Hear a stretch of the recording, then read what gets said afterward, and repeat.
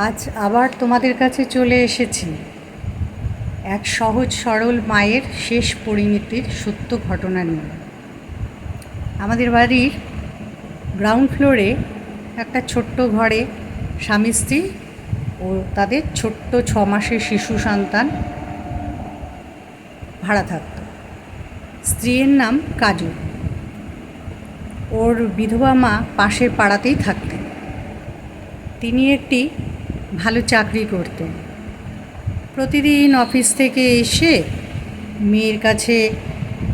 মেয়ের বাসনগুলো ধুয়ে মেয়ের টুকটাক কাজ করে তারপর বাড়িতে গিয়ে খেয়ে ঘুমিয়ে পড়তেন। পরদিন আবার সকালে অফিসে চলে যেতেন আর সন্ধ্যাবেলায় মেয়ের কাছে চলে আসতেন।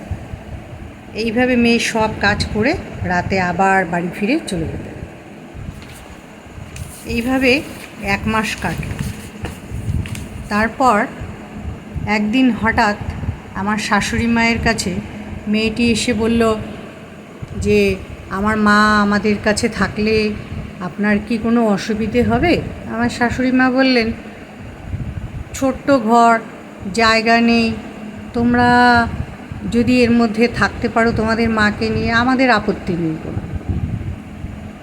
এবার পরের দিনই ওর মা খাট আলমারি সব নিয়ে চলে এলেন। এইভাবে আরও 1 মাস কেটে গেল। তারপর একদিন দুপুরে মেয়েটির মা আমার শাশুড়ি মাকে বললেন, দিদি আপনি আমাকে একটু চিনি দেবেন, আমি একটু চিনি দিয়ে পাউরুটি খাবো। আমার শাশুড়ি মা ওনাকে চিনি দিলেন। উনি চিনি দিয়ে ঘরে গিয়ে পাউরুটি খেলেন। কয়েকদিন পর শোনা গেল মেয়েটির মা অসুস্থ।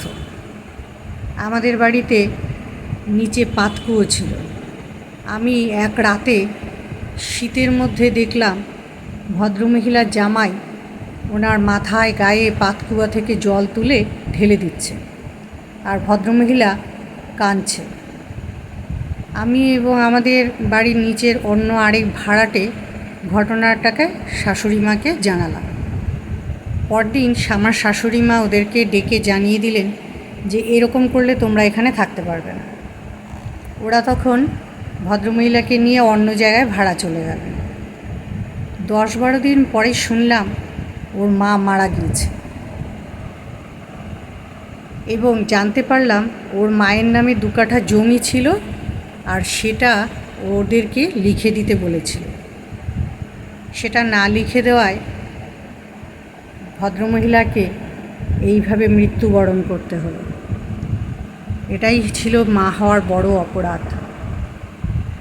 যদিও একমাত্র মেয়ে বলে জমিটা ভদ্রমহিলার মৃত্যুর পরে পেয়ে গেছিল। এবার তোমরাই কমেন্ট করে জানিও, মা হওয়া কি অপরাধ হয়েছে?